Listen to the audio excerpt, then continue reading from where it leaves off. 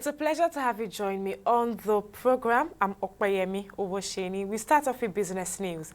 The International Monetary Fund, IMF, has revised Nigeria's economic growth projection for 2025 upwards to 3.4%, a 0.4 percentage point increase from the 3.0% forecast published in its April 2025 World Economic Outlook report.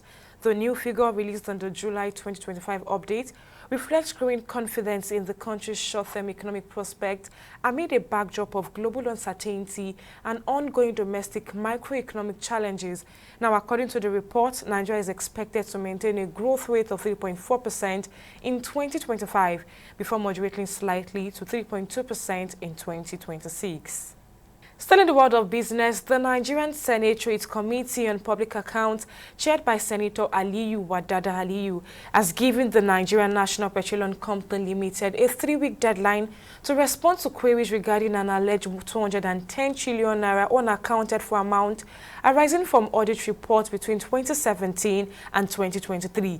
The amount consists of roughly 103 trillion naira in liabilities and 107 trillion naira in assets, all needing detailed explanation and accountability.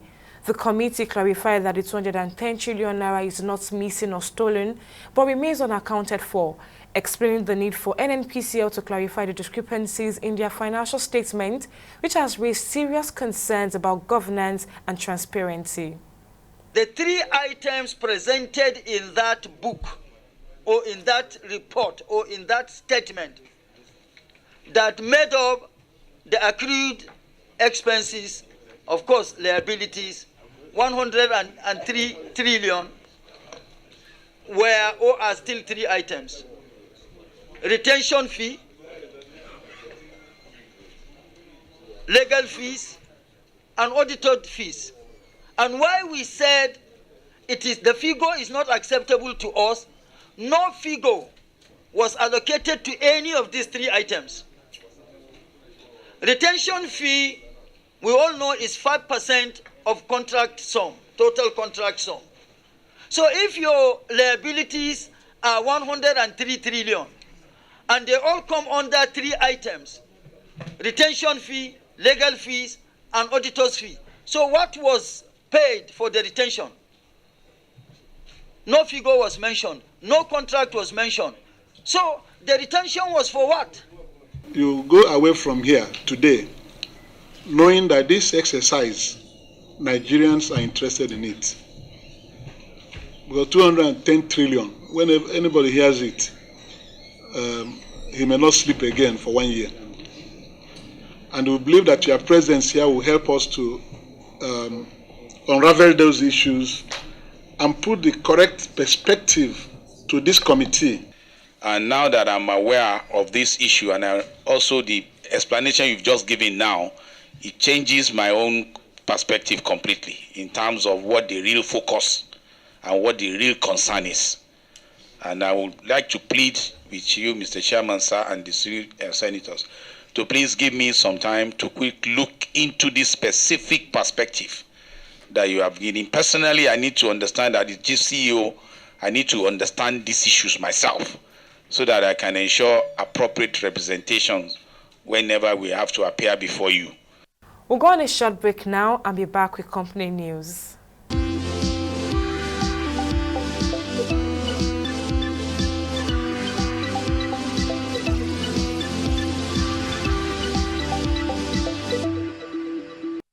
Welcome back. UAC of Nigeria PLC has entered into an agreement to acquire Chivita and Hollandia Limited from the Coca-Cola Company. In a statement filed with the Nigerian Exchange Limited, it was revealed that the transaction is still subject to regulatory approval. UAC disclosed that the transaction was a strategic milestone in its growth agenda, expanding its presence in Nigeria's fast-moving consumer goods sector. It's time for another break, but when Money Matters return, we'll be discussing the proactive steps the Lagos State government is taking to ensure food security not only within Lagos but across Nigeria. I'll bring you more details after this break.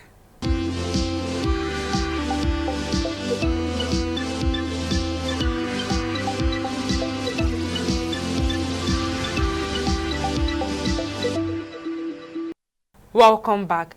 Now, in a significant move towards food security in Lagos, Governor Babajide Sanwo-Olu has launched the Produce for Lagos program alongside a 500 billion naira offtake guarantee fund aimed at reducing imports and also boosting agricultural productivity across Nigeria.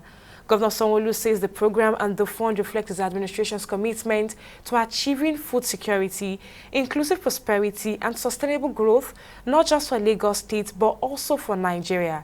There are more details in this next report. Lagos State is taking proactive steps to ensure long-term food security with the launch of the Produce for Lagos program and a 500 billion naira offtake guarantee fund aimed at linking farmers directly to the state's expansive food market.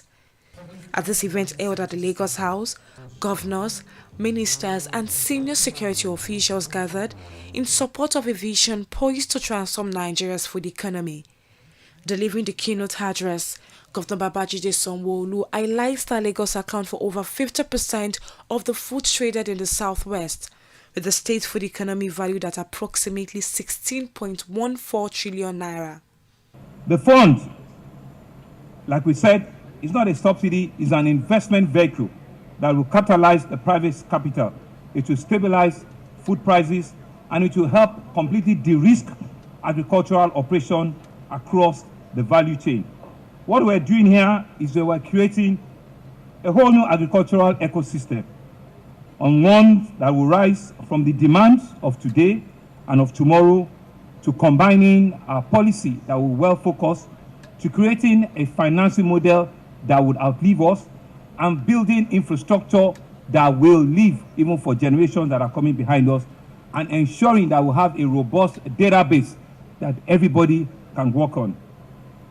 We brought together people at the Lagos Food Festival, a celebration of community, culture and cuisine, which is more than an event but a movement, reconnecting citizens to the story of their food.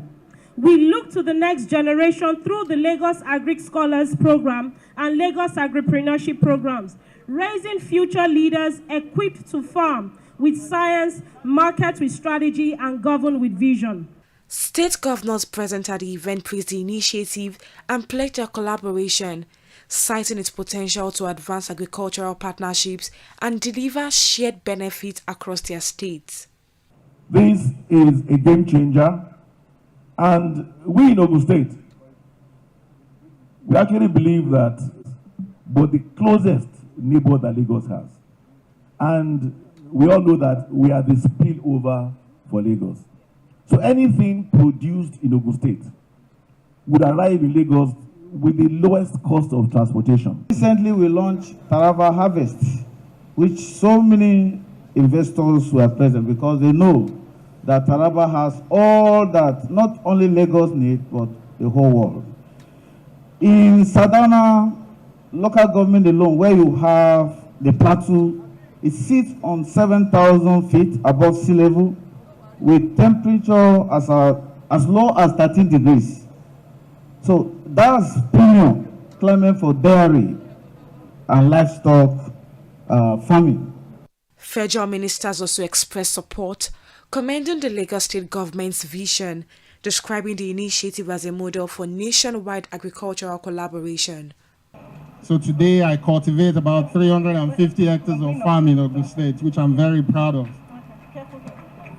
And as such, I fully understand the weight of the risk that producers carry, the challenges that come with markets unpredictability, which of course discourages investment and increased productivity in the sector.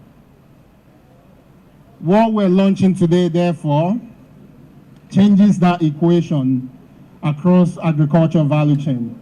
We are also going into massive pasture cultivation. Without fodder, there is no livestock. Number 3, we are also aggressively pursuing peace building.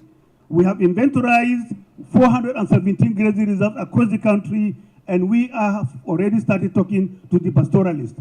The Chief of Defense Staff, General Christopher Musa, affirmed the military support, highlighting the critical link between food security and national stability. Governor Sanwo-Olu also commissioned 150 cold and dry trucks, the largest deployment of its kind, through a public-private partnership aimed at reducing post-harvest losses and enhancing food distribution across the states. Well, let's now discuss this groundbreaking initiative by the Lagos State government. We are joined by Mrs. Iranloye, the founder and CEO of Sultry International Company Limited. Thank you for joining me on the program, Mrs. Iranloye.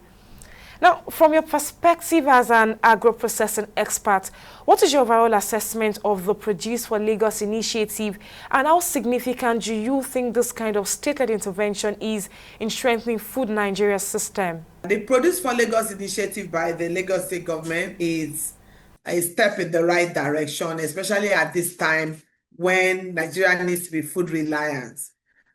This initiative, in my own opinion, is going to help us reduce post-harvest losses, and we also provide enough food for the population of people in Lagos State. You are aware that Lagos have about one of the highest population in Nigeria, and they don't have so much of agrarian land. So with the Produce for Lagos initiative, they will be able to get enough food for Lagosian, as it were. So I believe that is a step in the right direction. Now, how do you think this Produce for Lagos program would affect cassava and other staple crop value chains across the country? I believe that it's not going to affect cassava, because I also know that there is a 500 billion guarantee which is supposed to help to foster production. So once production is increased, then it will not affect what is currently available, which we take from, other companies also take from. Part of it is also using for food. So if cassava finds its way into Lagos State as garri, as fufu, as flour, and it's being consumed, then it's still feeding Nigeria. So I don't see really affect our industry, because I think it will even propel an additional increase in production because of the demand that is going to more or less increase. Now, Mrs. Iranloye, you would agree with me that this project is a very large one. Now, what potential challenges do you foresee in aggregating agricultural produce at the scale Lagos State demands? I think one of the major challenges will be availability of land, availability of arable land, plowable land, land that is plowable for farmers to just go in and increase the capacity of what they are doing now. I see another challenge as infrastructure, because most of the farms are really in the hinterland, in the villages, where some of them don't have roads. So there will be those infrastructural problems, or how cold room trucks can get into the inner villages where these crops are being planted. So I see infrastructure as some of the things that may hinder progress. But then if properly put into plan, then simple infrastructures can be done year in, year out to ease out the uptake, So I also see funding as part of the challenges. But then because there's the 500 million guarantee fund under this program, then that, I believe, should make that a bit easier. But then, because if farmers are going to have to produce for Lagos State, then there must be one form of funding or the other. So I think they should knock it in properly by ensuring that smallholder farmers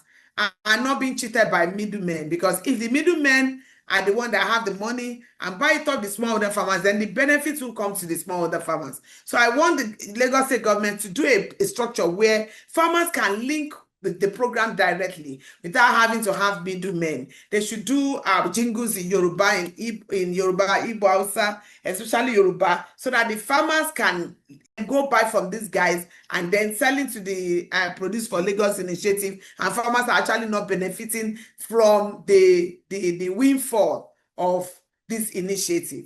So I believe that these are a few points that Lagos State needs to look at. Now, the Offtake Guarantee Fund is a 500 billion naira facility, a large amount of money. Now, what do you believe are the key conditions for that kind of fund to be impactful? Okay, yeah, for that kind of fund to be impactful, they have to really be reaching out to the real farmers. Again, you have to find a way to ensure that it is the real farmers you are dealing with. And you can know that by actually going through the industries that are available around the crop that you're talking about, or must have extension agents that are going around the farmers and listing them and ensuring that they are able to have access to market. That's the Lagos produce for Lagos market. So I believe that if some of these things are done, then the program will be super successful. Now, let's talk about infrastructure gaps. Which of them, when it comes to storage, processing, logistics, or anyone at all, do you think must be addressed to make this program viable across different states in the country? That's a very good question. For this project to be viable in other parts of Nigeria, it has to be, because this is a maiden and this is a first, so it's being used as the trial, the scapegoat.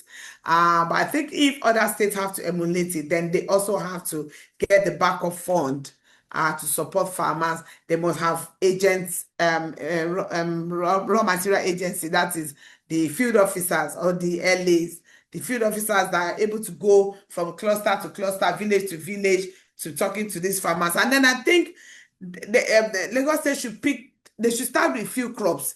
They should not start with all the crops. Maybe they just pick the first 5, get it perfected, you pick another 5, get it perfected, you pick that online, starting 30 commodities at once. They'll be fighting for that money and the money will not be enough. So that we'll be able to have enough attention for each of the sector.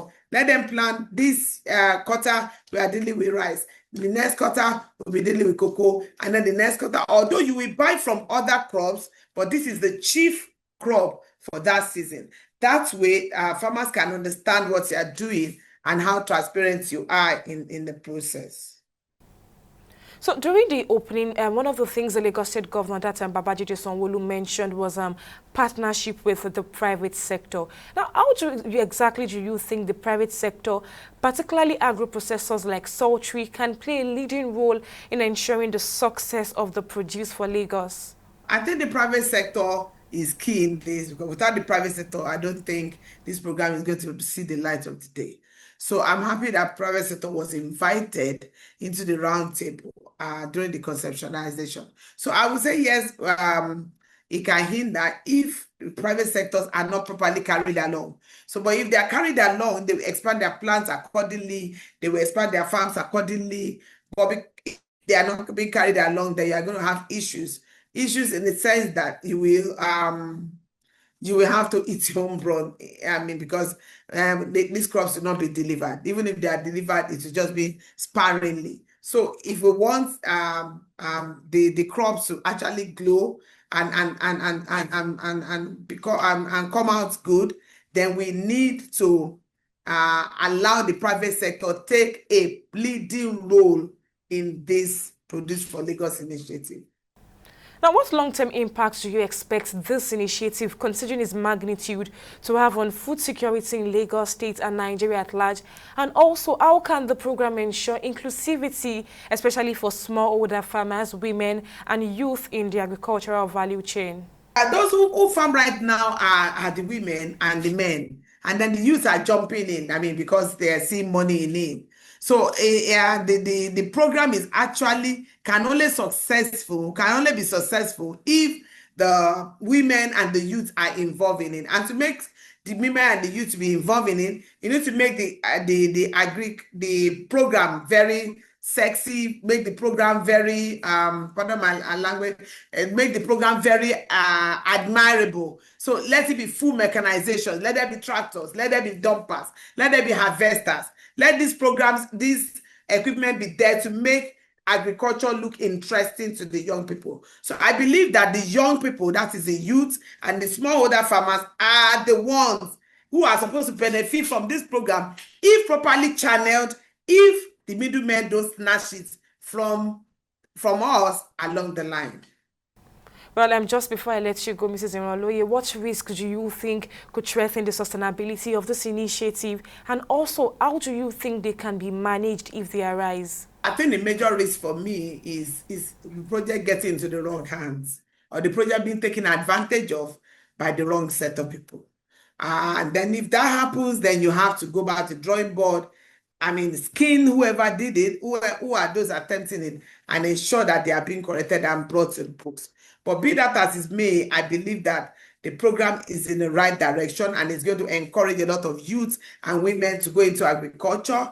And the fact that it also has the elements of regenerative agriculture and solar and all of that, it's also a program that is going to help the young people to get jobs and reduce rural-urban migration. So I believe that this program is good. I also believe that it's going to definitely create more jobs and more opportunities for Nigeria as a whole. Well, the founder and CEO of Sultry International Limited, Mrs. Oluyemisi Iranloye, many thanks for lending your thoughts on the program. And that's it on this episode of the program. Many thanks for joining us. I'm Okpayemi Owosheni. See you next time.